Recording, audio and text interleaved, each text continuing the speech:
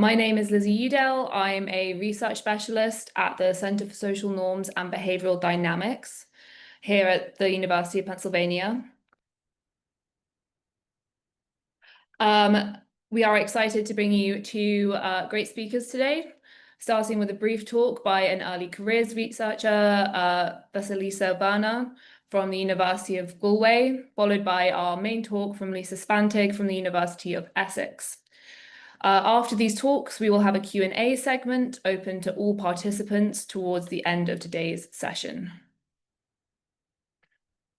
For anyone who might be new to the series, the NoBeC talks are organized by the Center for Social Norms and Behavioral Dynamics here at Penn, with the support of the Philosophy, Politics and Economics program, and in partnership with the Masters of Behavioral and Decision Sciences program. The center itself is a research center which provides specialized consulting, research and training services to organizations throughout the world seeking to enact positive behavioral change. Here you can see the remaining schedule for this year of NoBeC talks. You can visit our website using the QR code and see the upcoming talks. Lastly, before we get started, a few ground rules. When you came in, you should have been muted, but if not, please pop yourself on mute so we can avoid any distractions during the talk. We would like to see as many cameras on as possible so we can have a more interactive discussion, especially for the Q&A. For any questions, please use the chat at any time or raise your hand at the end of the talk. And finally, all recordings will be available on the website should you want to revisit any of our conversation today. Our first presentation is from our early careers researcher. Dr. Vasilisa Werner is an assistant professor at the University of Galway with research interests in behavioral and experimental economics, applied microeconomics, and industrial organization. Vasilisa focuses on understanding behavioral aspects like communication, polarization, dishonesty, and image concerns, as well as market inefficiencies and collusion. She combines theoretical modeling with laboratory and online experiments and often uses natural language processing, specifically machine learning techniques for text analysis in her research. Her presentation today is on destructive communication. It looks at it challenges the proposition that communication always promotes socially efficient behavior, examining its destructive capabilities in polarized contexts. If any questions come up as she presents, feel free to put them in the chat. If you like, please also leave your email so she can write to you to answer your questions. I'll stop sharing my screen now. Vasilisa, over to you.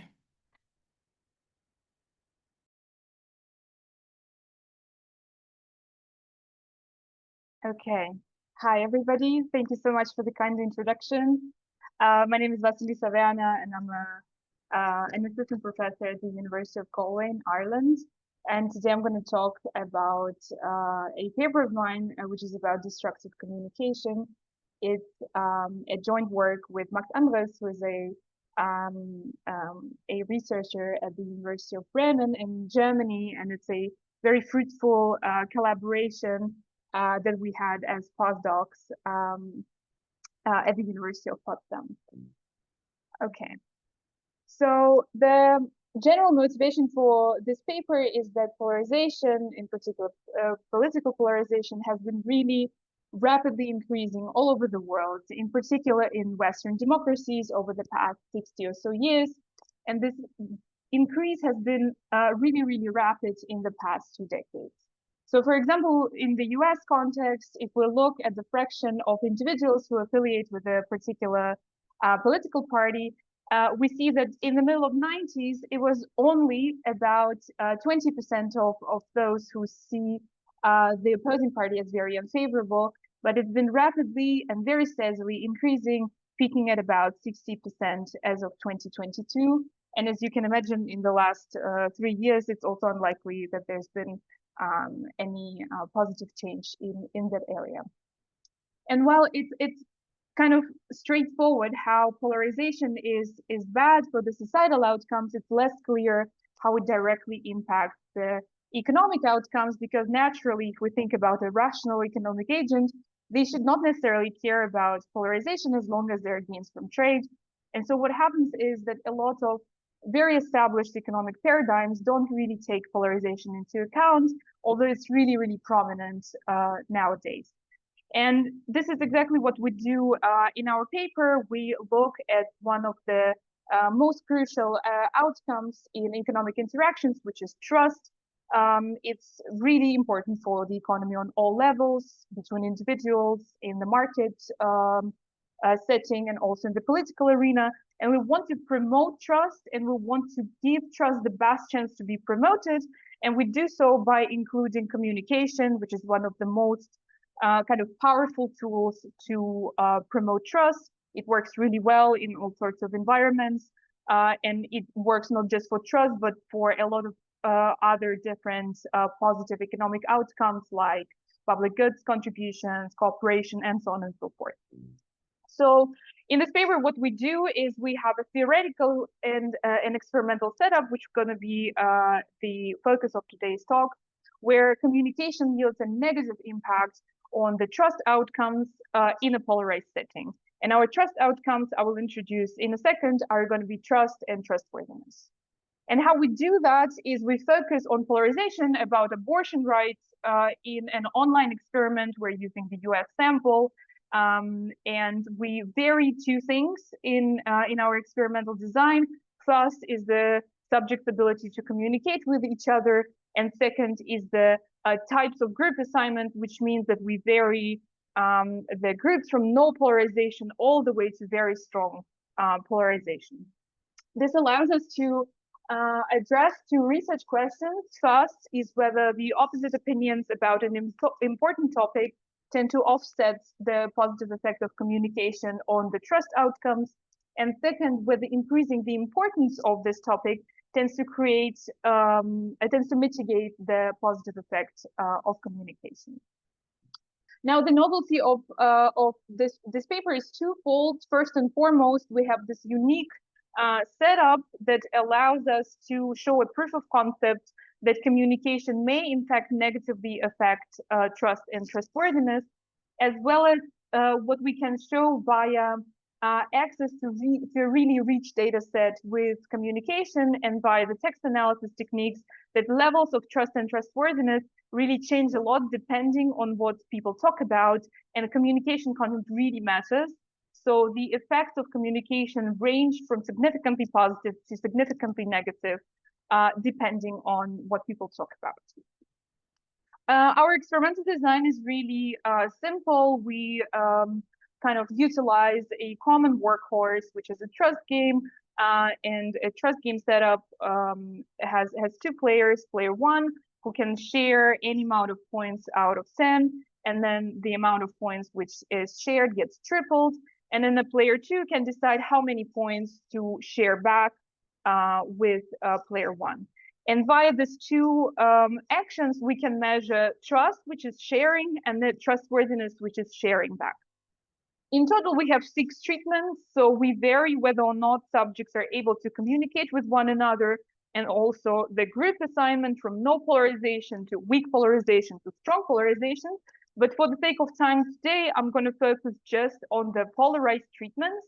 So we're going to look at the results for the strong polarization, so those individuals who disagree about abortion rights with and without communication. And we're going to look at the effects of communication for a strong polarized example. And here is the kind of most interesting figure of our results. So on the left, you can see the results for trust, and on the right, you can see the results for trustworthiness. And we're going to be comparing what are the contributions of talking about a particular topic in comparison to no communication. What is really important here is that we're always comparing polarized individuals to polarized individuals. Now, first, let me introduce the average effect across the board. For trust, we have on average a precisely estimated null effect, which means that communication no longer promotes trust in comparison to no communication. For trustworthiness, we have an even more pessimistic average effect, which is a significantly negative one, such that communication is actively destructive on average in comparison to no communication for the polarized individual. Now, talking about different topics is really really changes the levels of trust and trustworthiness, and in particular, our machine learning technique that we're using, which is called hierarchical cluster analysis, allows us to detect 4 different clusters, which we call tasks. This is where individuals talk about the trust game. Small talk is where they just chit chat about weather and have they seen the game last night and so on. Then there is a cluster which we call no interaction, which is a very small cluster. You can also see that the standard errors are quite wide. And it is because it's a very small cluster. And what happens there is that individuals say hello to each other, and then they sit in awkward silence for the remainder of the allocated communication time. And lastly, the most interesting cluster is what we call outgroup, and this is where they talk about polarization. So the effects that we see associated with different communication cluster are really different. And the talking about the task at hand appears to be really productive for promoting trust, but it is still significantly counterproductive or destructive for trustworthiness. Small talk, which would help without polarization, doesn't really help here. And if at all, it's again marginally counterproductive for trustworthiness. We can cautiously interpret the no interaction cluster as something that individuals perhaps see as passive aggressive, that you just say hello and then it's really awkward because nobody talks. But as said, it's a very shallow cluster, so I would not overinterpret it. Lastly, the polarization cluster, which we name outgroup, is associated with a really strong negative effect for both trust and trustworthiness. So let me conclude. In this paper, we focus on polarized pairs that are interacting in a trust game environment, and in particular, we look at pro-liked versus pro-choice individuals. We have an online experiment, and we vary whether or not subjects can communicate with one another, and also the types of group assignment. Our main result is when we have a polarized pair of individuals, communication not only doesn't help promote this trust outcome, but actually harms them on average. We see that communication content really differs a lot, and that there is a significant share of subjects who focus on polarization during their chats. And focusing their communication on polarization is really detrimental to trust outcomes. They deteriorate a lot stronger than on average. Now, naturally, there is a vast avenue for policy implications, because it's not a good recommendation to just say, okay, let's not let individuals talk. But what we can say is that it's not enough to just redirect the conversation into a productive direction, because although it helps trust, we can see that it's really counterproductive for trustworthiness. And so there is a need for a more complicated policy function that addresses these issues that we were able to show a proof of concept of. That's it from my side, and thank you so much. I'm not sure if it was, yes, okay, I thought there was a question in the chat, but. Amazing. Thank you so much. That was a really interesting talk. I think unfortunately we are a little snipped for time, so we might need to get if we have questions, we have a question in the chat. We have a minute. Would you like to quickly go through it? It's from Angela. Do you have a control condition with non-polarized pairs? In the non-communication condition, are individuals aware their partner has opposite beliefs? Yes. So yes and yes, we have several control conditions. We have a control condition with non-polarized pairs, and then we have a control condition with weak polarization, which means that there is an out-group effect. So there is a group assignment, but this group assignment is meaningless. So we first introduce the groups and then we introduce the meaning in turn. And we also, for the second question, so in the non-communication condition, are individuals aware of their partner's opposite use? Yes. We have, again, so this is a 3x2 design, so there everything is covered. And there is a treatment condition kind of controlling everything you're asking about. Thank you. Awesome. Thank you so much. We do need to progress to the main talk now, but if anyone has any more questions, please put them in the chat. And Vasilisa, sorry, my apologies, can respond to them as soon as we continue. You can also leave your email so that any questions you have, we can write. Awesome. I will share my screen.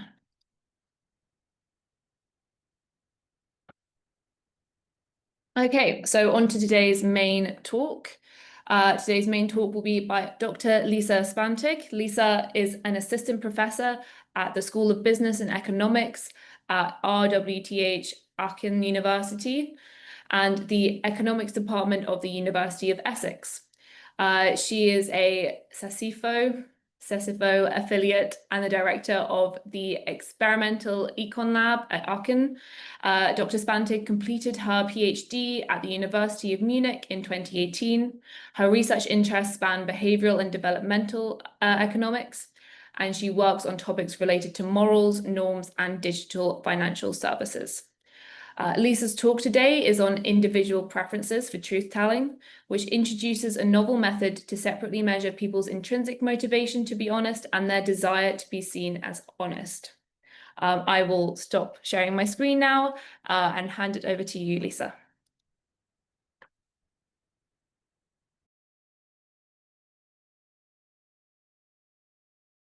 Thank you so much, Lizzie, for the kind introduction, for the invitation to the seminar series. It's very exciting to be here. Thank you all for being here.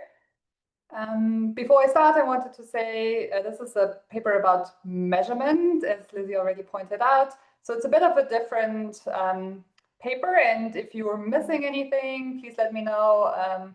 We are still working on it. So this is about individual preferences for truth-telling. It's joint work with Simeon and Susanna. As you see, everything in the paper is randomized, including the order of the authors. And why are we interested in truth-telling?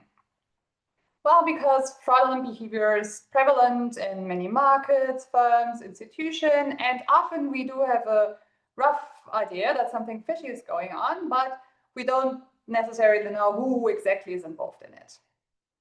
Now, from the standard econ perspective, we would say, okay, everyone who financially benefits from the misreporting will probably withhold private information or misreport it.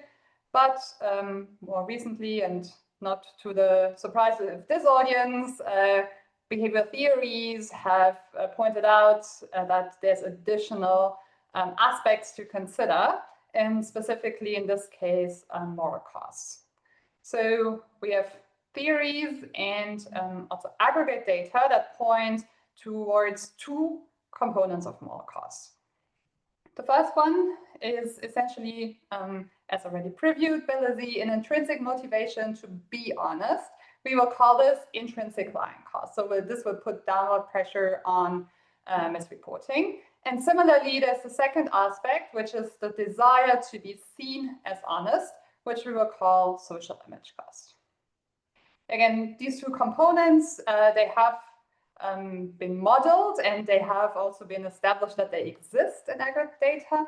But what we don't know is how this looks like at the individual level. So we have no idea about individual level heterogeneity in these two moral cost components, although that would be really helpful to advanced modeling, to, in the flavor of this seminar series, think about designing effective measures to reduce fraudulent behaviors and to predict economic behavior in other domains where private information is important.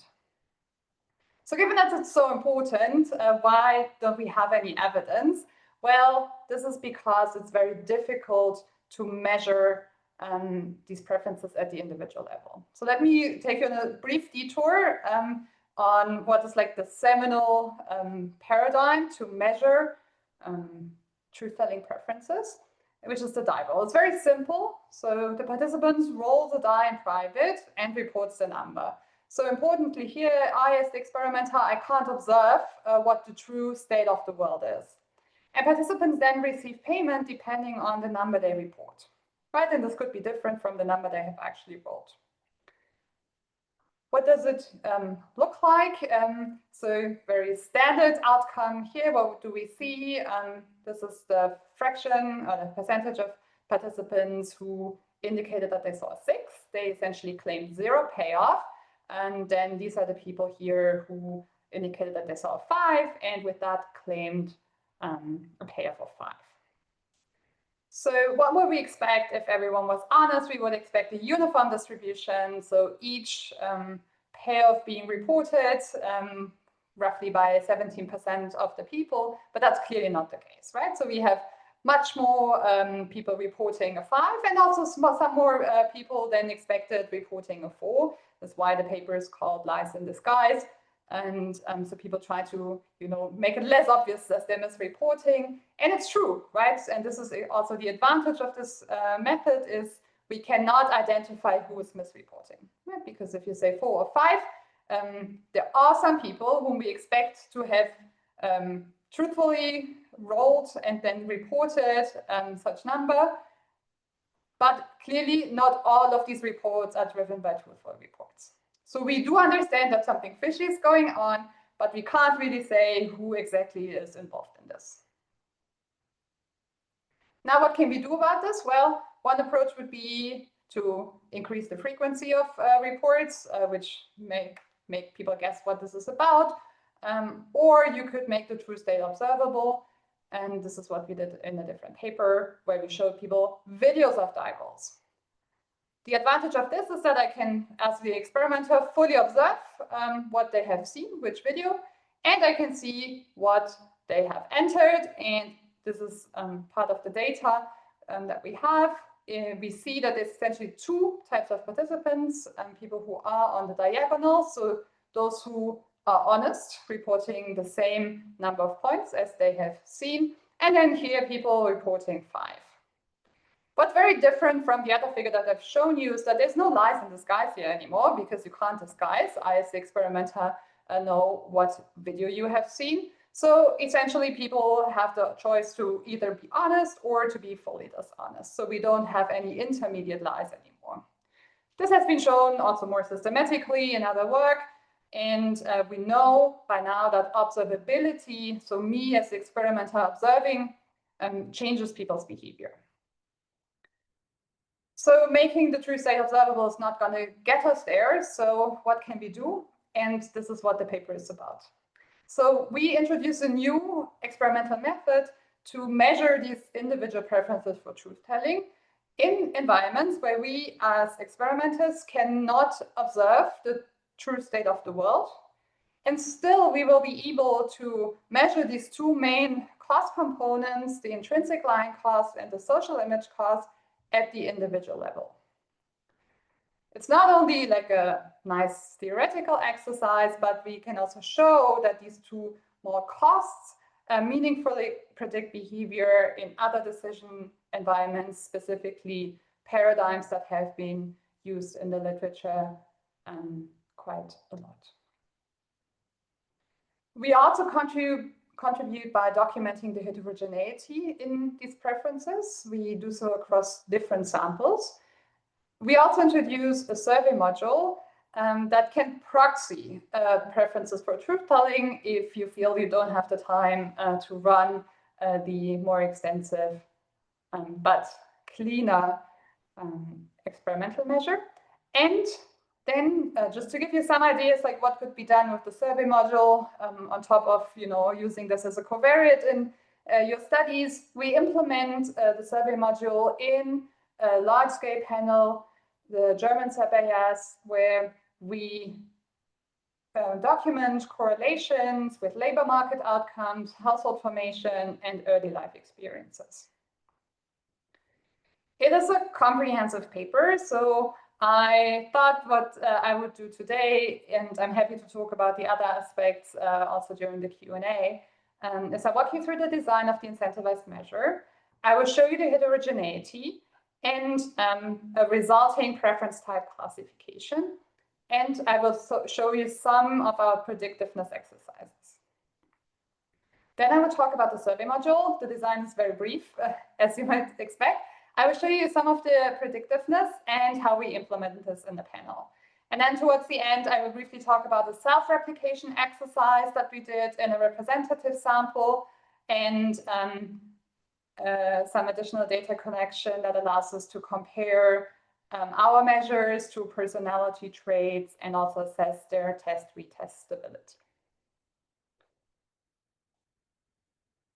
Okay, so before I go into the details, let me give you just the main idea and intuition of how the measure will work.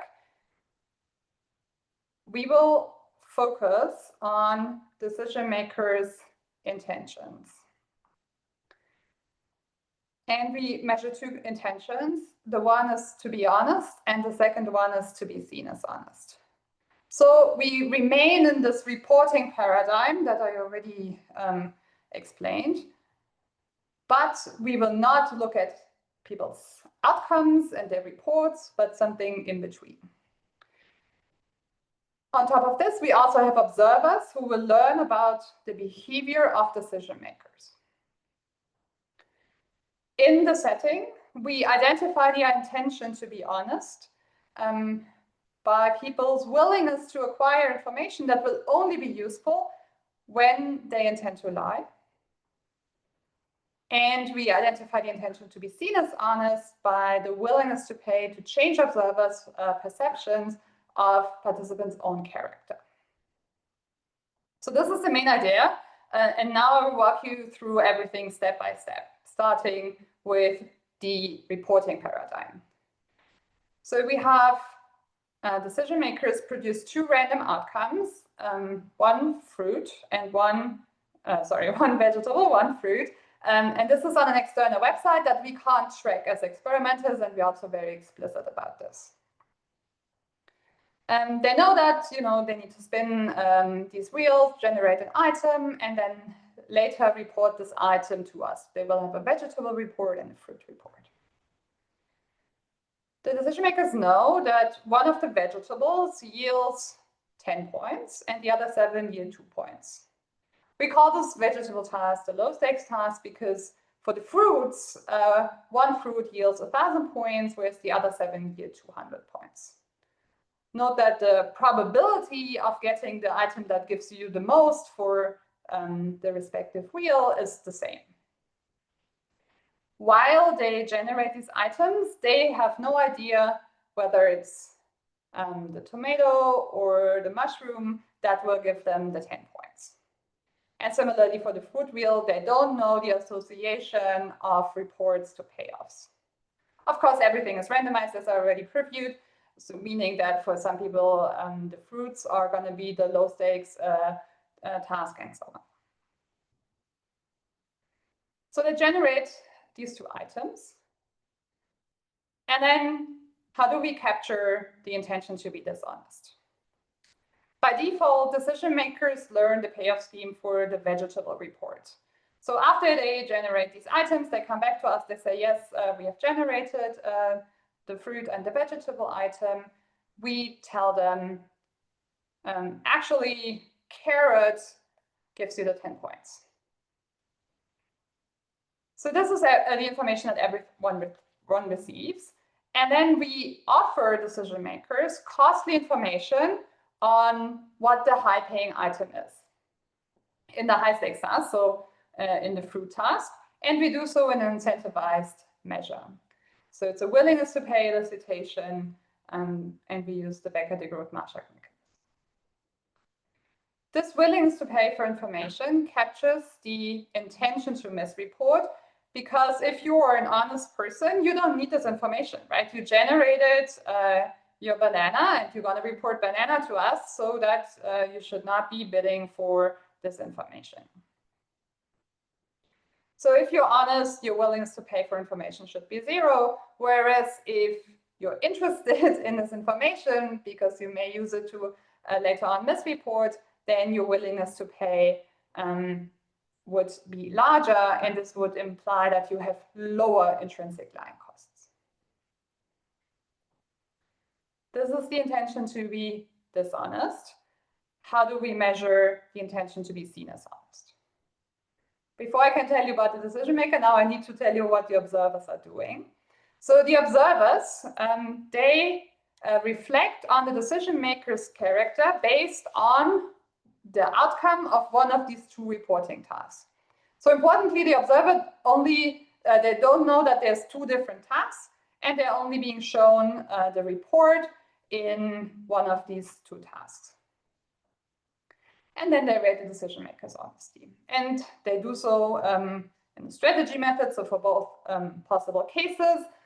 For the case that there is an unlikely high payoff being reported, how would you judge the participant? In case there is a low likely payoff being reported, how would you judge this participant? Before they assess the character of the decision maker, they are also informed that decision makers may or may not know the mapping of reports to payoffs. So there's some ambiguity, but decision makers may either misreport or may just be lucky if they end up with the unlikely high payoff. What is important here is that the observers don't influence decision makers' payoff, and also vice versa. So they can't really interact beyond this judgment of the character based on the report in one of these 2 tasks. These are the observers. Decision makers know all about this. So now in the setting, we just randomly pick one of these 2 tasks, so either the fruit or the vegetable report, to be shown to the observers. We call this the default task. Now, of course, what can happen in this scenario is that even if you're honest, with a 1/8 chance, you may just get lucky and report a high-paying item, which is unlikely, and then the observer may have a bad impression of you. This is why we offer the option to avoid negative social image to everyone. And before decision makers learn which of their 2 reports, the fruit or the vegetable report, is going to be shown to the observer, they have the option to bid for a favorable switch. The switch only applies for a very specific scenario, namely, they're being judged on the fruit task, so the high stakes task, and their report would result in the high payoff. And on top, the alternative task then is the low stakes task. This is by design, and the report in that their vegetable report would result in a low payoff. In this scenario, we would flip what the observer is being shown. So rather than being judged on this high paying but unlikely report, then the decision maker would be judged by the observer on the report of the low paying and likely item.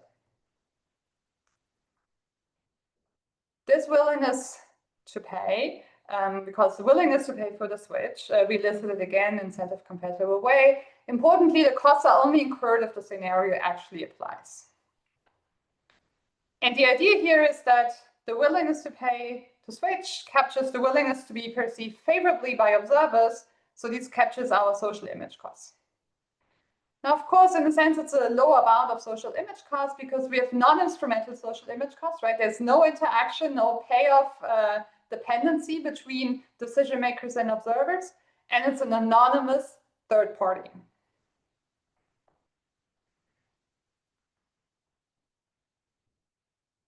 So in the experiment, we actually take a bit of a different order than what I just explained. So first I generate the outcomes, Then we ask for the willingness to pay for the switch. And then we ask for the willingness to pay for information. We do this, we elicit these two intentions in this order because once people arrive here bidding for the information, what is the highest paying item, they have already gotten rid, so to say, of the social image costs. So from a design perspective, these two willingnesses to pay should be independent of each other. And this is also something that we can test later on. I won't have time today to talk too much about this. If you're interested, I'm happy to chat later. But this is why we first have the willingness to pay for the switch and then the willingness to pay for information. Only afterwards, once we have elicited these two willingnesses to pay, participants receive feedback on these two willingnesses to pay, and then they enter their reports. Remember, we're not interested in the reports, we're interested in these intentions that we capture with the willingnesses to pay. So just to recap how these willingnesses to pay relate to the moral costs. So the willingness to pay for information measures the willingness to pay, the willingness to be dishonest. Here, higher values reflect lower intrinsic line costs, whereas the willingness to pay for switch measures the willingness to be perceived favorably by the observers, and here higher values reflect higher social image costs. What's important is that here we don't interpret absolute values because you need to make additional assumptions, and we want to keep it as simple as possible. So what we do here is we will classify types where we just say, okay, if you're willing to pay something for the information, we classify you as having relatively low intrinsic line costs. Whereas you don't want to buy the information, we say you have relatively high intrinsic line costs, right? So it's relative to the other participants, because you could always say, okay, maybe this willingness to pay also depends on the parameterization, So it's relative, so that's consistent within our experiment, it's relative to the other participants. And similarly for the willingness to pay for the switch, if this is positive, we say people have a relatively high social image cost, whereas if it's 0, we say they have a relatively low social image cost. Right? If you're willing to make additional assumptions, you can also interpret the extent of the willingness to pay, but we don't do this here in this paper.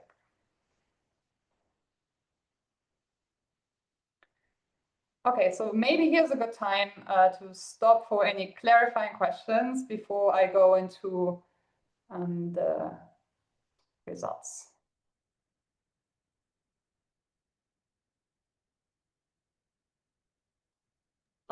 I have a question here. Yes, please. Maybe just thinking about the theory, but could the willingness to pay for information alternatively also capture somehow risk aversion? So imagine that instead of thinking of this as a lying frame, we think about it as a risk aversion frame, where if I don't pay, I play the risk, I may get a high reward, I may not, but if I'm extremely risk averse and I want to ensure I get a high price, again, outside of lying, then it's when I pay because I want to make sure I get a high price. Could it be interpreted like this? Yeah, so very good. Yes, so the willingness to pay for information is not only the moral cost. I think this is it is pretty clear. There could be some risk component, there could be some curiosity component. We do have versions of this that allows to keep constant like risk aversion and curiosity and just change the moral frame of the question. So essentially removing the aspect of lying entirely, and we see that willingness to pay for information increases, which suggests that getting rid of this lying cost, or that the lying cost is a part of this willingness to pay for information. Yeah, and then something else I can already say here is, of course, we have measures for risk aversion and curiosity, or what we call information preferences. When we control for this, still the predictiveness of our measure goes through. So the willingness to pay, and that's also why it's good, I think, to think of this as a very rough classification, because it's not only capturing the moral costs. Thank you. Okay, very good. So then let me briefly tell you, before I go into the results, what type of data we collected. So we have a convenience sample from Prolific, where we run our experimental measure and one paradigm to test for predictiveness. We also have 4 different treatments that I already alluded to in answering Angela's question, where we test if we remove the observer, do people pay less for the switch? Yes. If we remove this lying aspect, are people willing to pay more for the information? Yes. So this is what we do in that sample. And then we also have a student sample in a lab setup where we have our experimental measure and then 3 experimental paradigms that are commonly used to show that to what extent our measure captures misreporting and deception in these different contexts. And then, as I previewed, we self-replicate in a representative sample with the main measure. We introduced the survey module and this experimental paradigm, and we also use that same sample for the test-retest data collection. Okay, very briefly on the heterogeneity, just plotting you for you the willingnesses to pay. So here we have willingness to pay for the switch. So here will be people who are really concerned what the observer thinks about them. And this is willingness to pay for information, here being the people who really want to know. And you see there's a lot of heterogeneity. We already discussed, we can't really, in absolute terms, interpret the willingness to pay so well. But I just wanted to give you an idea how this looks like, and also point out that the 2 are positively correlated. Now, for the types that I've told you that we would classify, we also pre-registered this. We have the most common type being people with low intrinsic line costs, so willing to pay for the information, and high social image costs, so caring about what the observer thinks. The least prevalent type is the one where we have high intrinsic line costs and high social image costs. Now, I told you about the 3 different samples. Let me show you directly that this type classification looks remarkably similar across these 3 different samples that we have, with the most prevalent type always being the same and the least prevalent type always being the same. Okay, so there is heterogeneity, so it's probably worthwhile to measure this. But of course, now you wonder, okay, is this meaningful heterogeneity, right? So the next question I want to briefly look at is whether our measure relates to behavior in widely studied paradigms. And we will look at one paradigm, which is potential misreporting in the mind game. This is a setup that's pretty similar to our experimental paradigm, in that the true state is not observable to the experimenter. The payoffs depend on the report of the state. There are no explicit externalities on other participants if you misreport. In this game, the reports can be driven by either intrinsic line costs and/or social image costs. I will tell you in a second how exactly this game works. Let me also tell you about the second game that we use, which is the sender-receiver game. And so here, the interesting part is that the experimenter knows the true state of the world, and one participant misreports a state to another participant to increase their own payoff. In our case, what we do is we use 2 versions with varying image concerns, where the receiver can either infer or not infer whether they have been lied to, and we vary this within subjects. So we have a measure for like sensitivity to social image in the sender-receiver game. Is it really quick and easy to explain? Let me briefly tell you about this misreporting in this mind game. So the mind game is pretty simple. You are shown on the first screen a city a list of cities, and you're asked to memorize one city. And we also tell you don't need to remember the spelling, just need to remember the city. And then on the next page, you actually need to report it, and you also see, before you report it, how the cities map into points that you can earn. Now, the idea is very similar to the die roll that I already described, where we randomly draw on an individual level the association of points to cities. So now, given this random allocation of points to each participant, we would expect that each of the cities would be reported with, no, each of the payoffs would be reported with roughly similar probability. This is not what we see, so you already know this distribution from the Fischbacher-Fermi-Heusi paper. Essentially similar graphic. These are now the people whom we classify as having high intrinsic line costs and low social image costs in our experimental measure. And you see that some people are over-reporting here. Again, now we don't know who exactly is over-reporting, because now we can only look at the distribution, as we can't look into people's minds and know which city they actually thought of. Let me show you the distribution for people who have low intrinsic line costs and low social image costs. Now, what you can see is that there's way more reporting of the highest paying the city in the type where intrinsic line costs are low.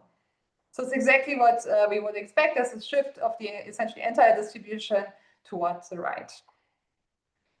Now, looking at people who also have low intrinsic line costs but have high social image costs, what we see here is that there's downward pressure on the highest report, or the highest paying city, exactly what you would expect when people have social image costs.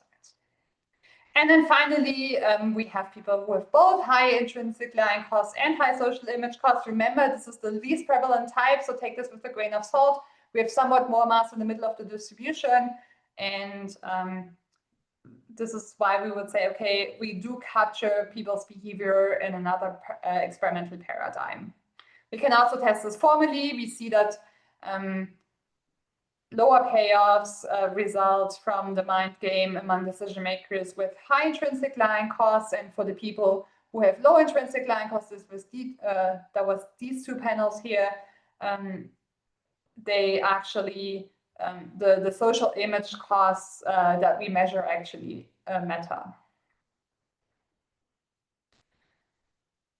So we can predict behavior in the mind game. We can also predict behavior in the sender-receiver game. So people lie more to the other person if we classify them as having high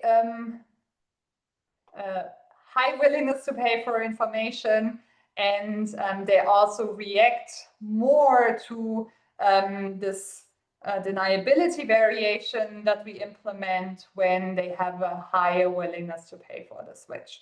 So here we have both these two willingnesses to pay that make sense in predicting behavior in the sender-receiver game.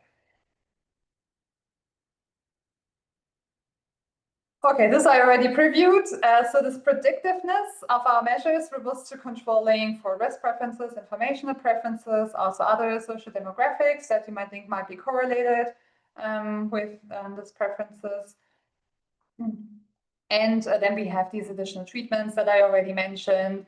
And what we also do is we vary the order. So either elicit our measure before we do the other three paradigms, which we do in random order, or whether this is after, whether we administer our experimental paradigm after these predictiveness tasks. So far for the experimental measure. Now let me, in the last 10 minutes, move on to the survey module. Here we use a vignette, and the vignette tells you to imagine that you are on the phone with a host of a live radio show and you're participating in a raffle. Your task now is the following. You must flip a coin 4 times and report the number of tails. And for each tail that you report, you receive 10 pounds. And you know that there's no way that the host can verify whether you reported the true number of tails. Of course, now what is different to our experimental paradigm, we as the experimenters kind of describe the situations that people are in. And specifically, we ask them to imagine to be in 2 specific situations. The first one being, imagine the unlikely case occurs that you flip 0 tails. How many tails do you report? And the idea here is that if you report 0, you have high intrinsic lying costs, because even if you had like social image costs toward the host, you could easily say 2, because that's what is expected. We also ask about the reverse situation. So imagining the unlikely case that you flip 4 tails, how many tails will you report to the host?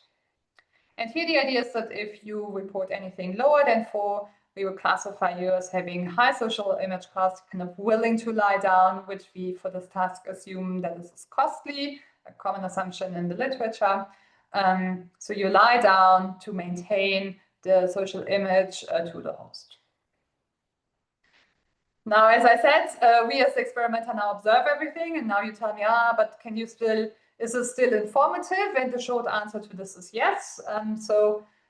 Our survey proxies are incentivized types in the sense that the fraction of people reporting truthfully is substantially higher for high intrinsic lying cost types in the first scenario. And the fraction who lies down in the second scenario is substantially higher for the people whom we classify as having high social image costs.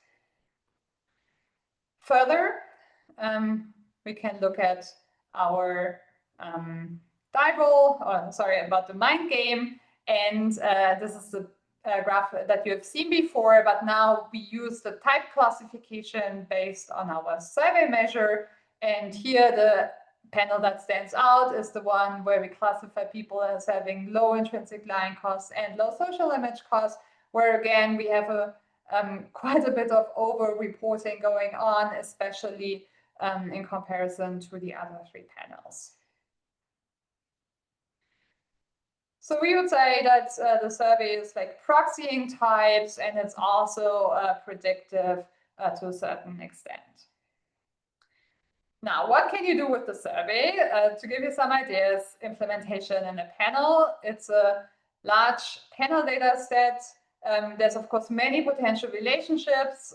So to tie our hands a bit, we pre-registered analysis on labor market decisions and outcomes, household formation, and early life experiences. For labor market decisions, we've formulated 3 different hypotheses. First, that there would be differential selection in environments depending on intrinsic lying costs with focus on the public sector. So there's a debate on whether more honest people select into the public sector, which seems to be the case based on studies in Denmark, for example, whereas in studies like India, the reverse seems to be true. Second hypothesis was that high social image cost types are less likely to work in industries that are perceived as immoral. And then finally, we wanted to see whether high intrinsic lying cost types are less likely to change jobs. So honest people are staying in their jobs for longer. This is the results for the 3 hypotheses. So 2 regressions per hypothesis. First 2 are addressing hypothesis 1, selection into being a civil servant. What you can see is that people whom we classify as having high intrinsic lying costs, remember this is now a survey question, they're more likely to work as a civil servant. However, this goes away when controlling for demographics. This is because this includes education. Education is collinear with being a civil servant and having high intrinsic lying costs. Second, immoral industry, nothing to see. This is because the industry classification is not fine-grained enough to actually translate this into like a proper morality rating. So in that sense, the test doesn't really work here. And then finally, for job change, we do see that people with high intrinsic lying costs are less likely to change jobs, but there's no interaction with social image costs. Now, remember, these are correlations, right? So we can't tell you like where this is coming from. This is just documenting some correlations here. For household formation, we were interested in assortative matching based on people's types. And then we wanted to see whether high intrinsic lying cost types are more or less likely to change partners. And then finally, another hypothesis we couldn't really test because there was no data available related to children and educational goals. For assortative matching, we have 444 households where we observe both the head and their partner. And what we do is we look at the fraction of percentage of observed matches and compare this to simulated matches. So if we randomly rematch these 444 people, would that result in how many matches would this result in? So we do this for the 4 types, and we see that there's substantial assortative matching. So we have way more than what we would expect by just random matching.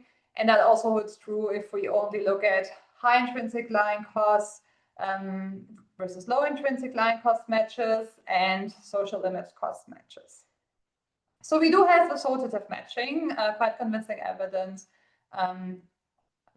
for this. What we don't see is differential likelihood to change partners, which kind of makes sense if you buy into the assortative matching argument, where once the match has been formed, then it's relatively stable.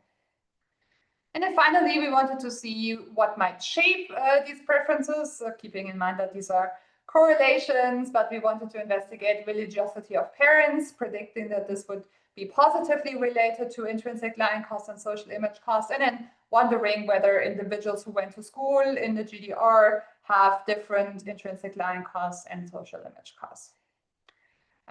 We do see that religiosity of parents is positively related to social image costs, not to intrinsic lying costs.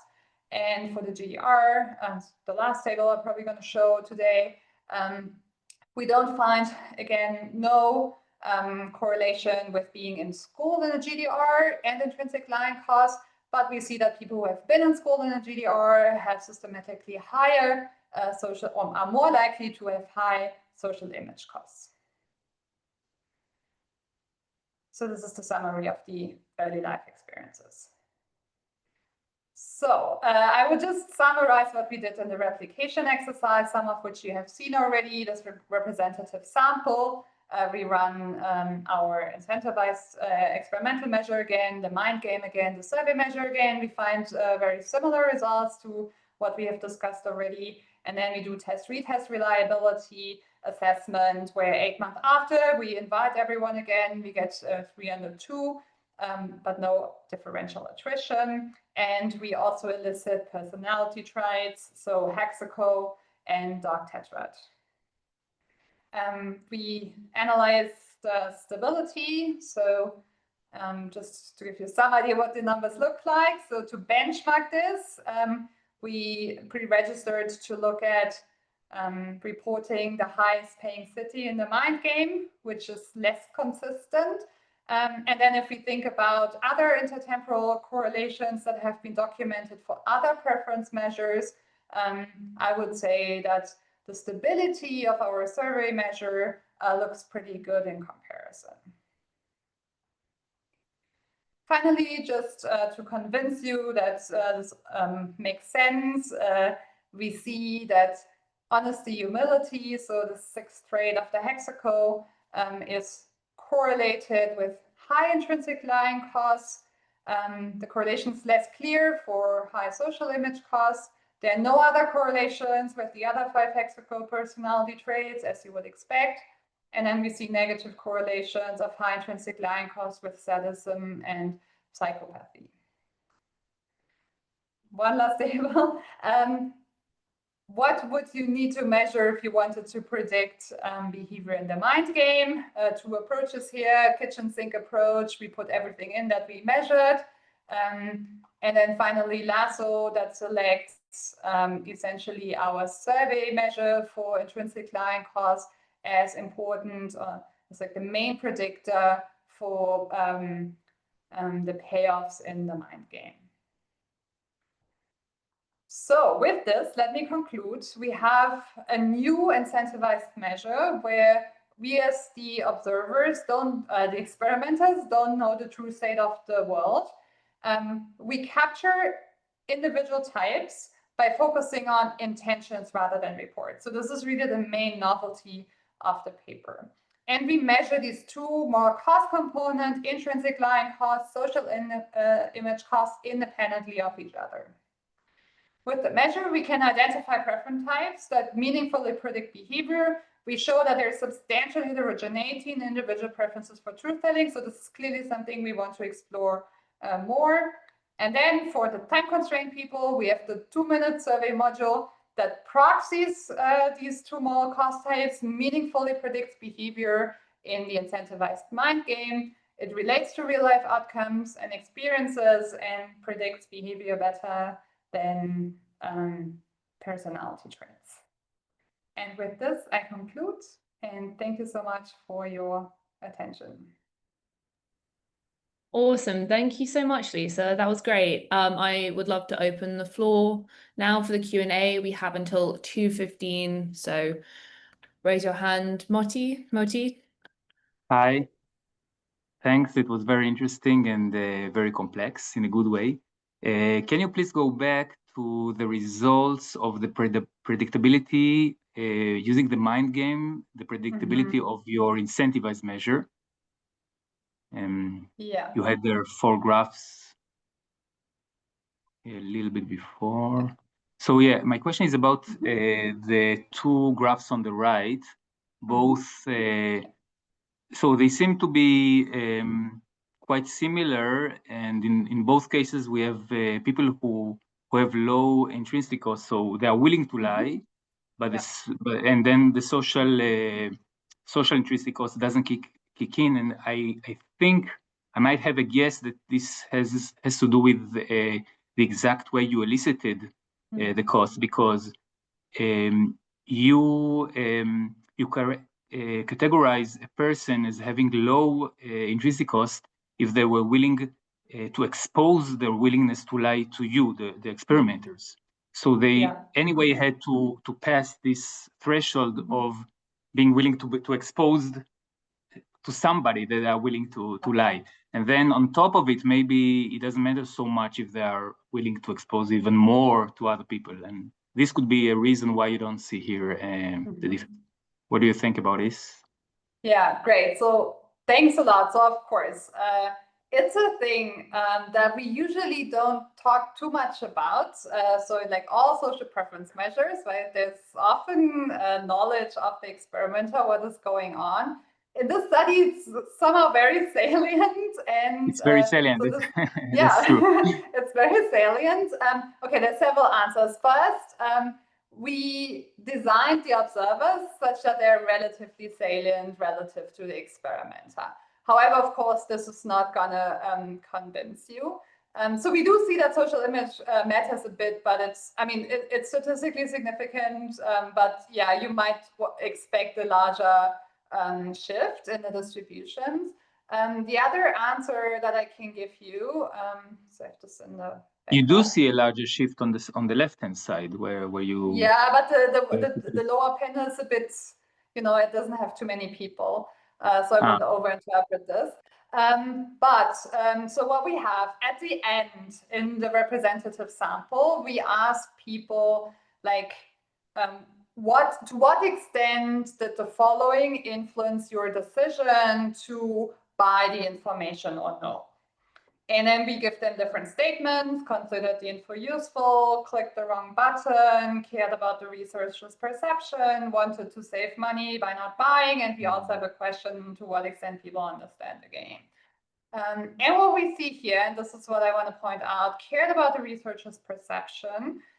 So people who have a low intrinsic client cost, as per our classification, meaning that they have a high willingness to pay for the information, or a willingness to pay that is larger than 0, they actually say that they cared more about the researchers' perceptions than the people who did not buy the information.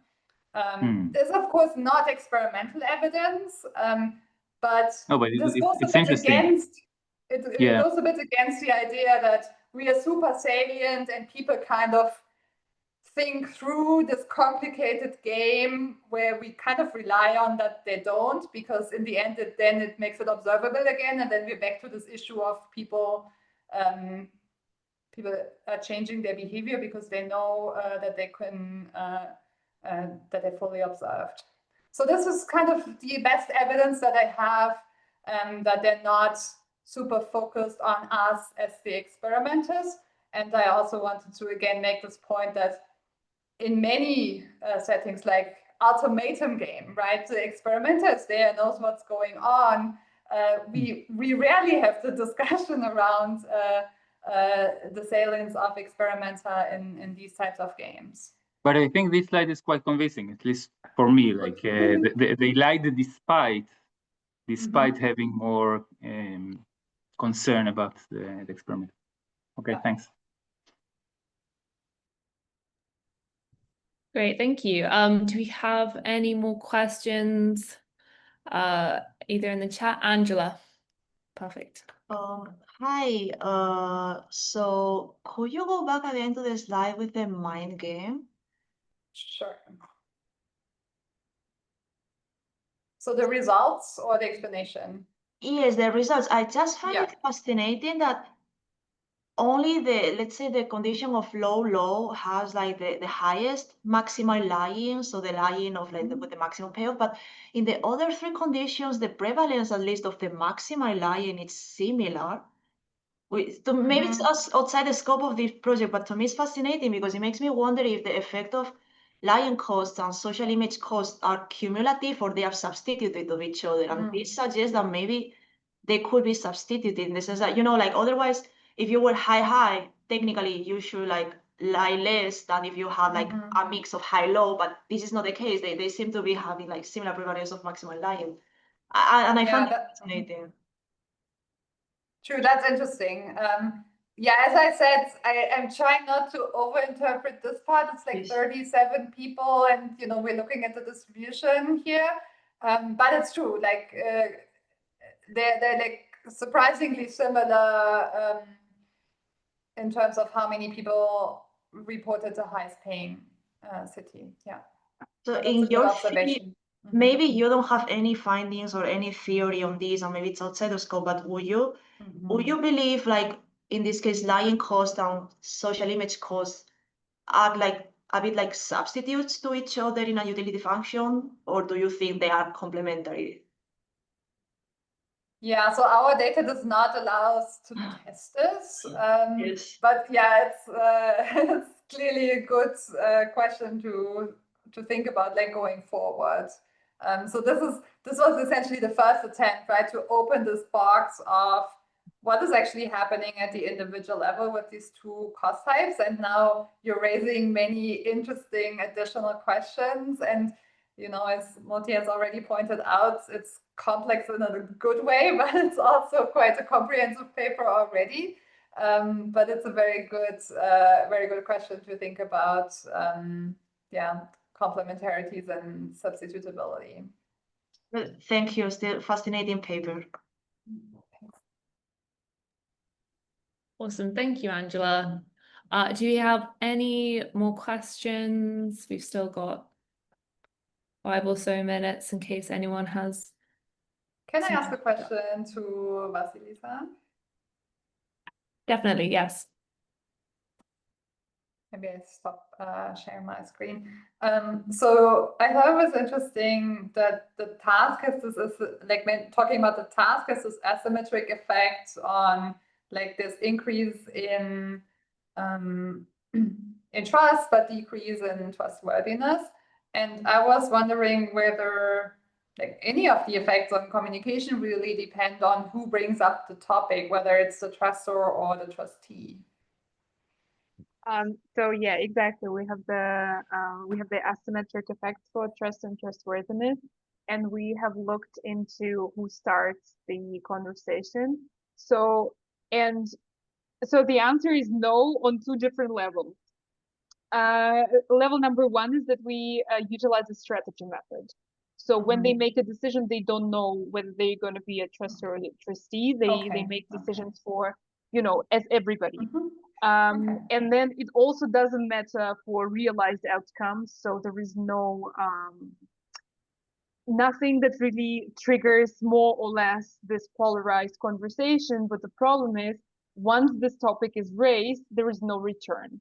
So we specifically had a 3-minute conversation, which is a short time to talk, because we didn't want them to talk about a million different things. We wanted them to essentially stick to one topic such that we can have this distinction. And this is exactly what we see. So if they talk about how to operate in a trust game, then they pretty much only talk about that after, exchanging some pleasantries in the beginning.